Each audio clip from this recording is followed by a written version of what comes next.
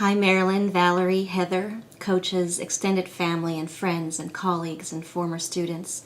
It's such an honor to get to say a few words today as we celebrate this man who has touched us all in so many ways. So thank you for inviting me to do so. I hope you don't mind, but I'm going to have to look down at my notes occasionally to make sure that I get this right. And I want to get this right for Coach.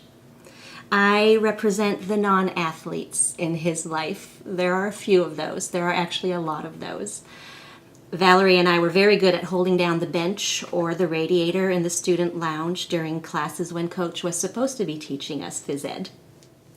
Much will be said this afternoon about his coaching, but I'm here to tell you that it went far beyond the athletic field, or whatever you call that thing people run around when nobody is forcing them to. I'm a little out of my comfort zone here. His trademark, yo, hello, I think really says it all. And I heard it just about a year ago when he was here visiting, and I'm so grateful for that fresh memory in my mind. The yo, so very Texan, reflects his delight in people, his casual, living side-by-side approach to relationships, that quirkiness that was so endearing and so memorable.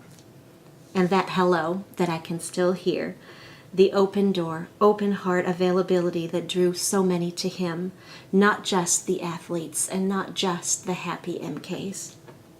In many ways, I think he became a father figure to those whose lives he touched, to those who needed a refuge, unconditional love, the praise of a respected person, the lessons from a wise, non-threatening mentor, the faithfulness of an adult who cared and cared well.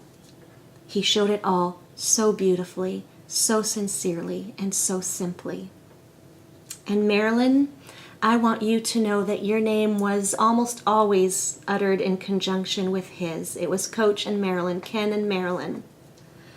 As an adult working alongside you, I watched you love him well and devotedly, constantly supporting him, and I think inspiring him too. Your love was evident in the way you looked at him, the way you laughed at his jokes, the way you partnered with him in loving your work, your family, and your students. So I want you, Marilyn, to know this, that you were a part of the way he touched us all. And when you hear people say in the weeks and months ahead how much they loved him and how much they miss him, I want you to hear this. He may be running track meets in heaven today, or making comfortable Adirondack furniture for the angels, or getting in trouble with my dad. That's likely. And yes, we love him and we miss him already. But we love you too.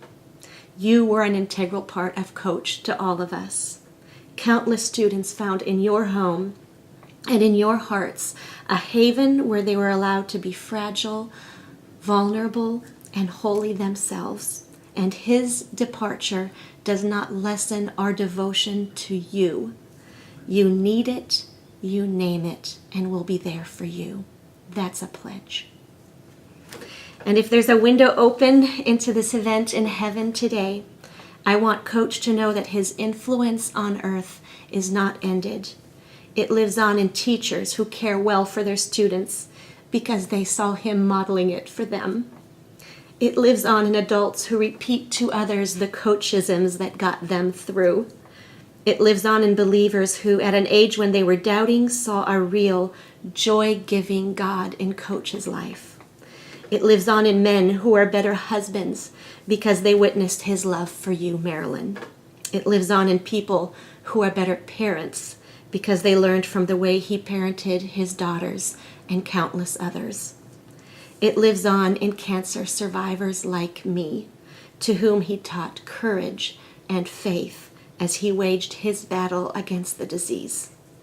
And it lives on in former colleagues and students around the globe whose lives were enhanced, healed, and changed because of the love of a gentle, godly man and the power of a simple yo, hello.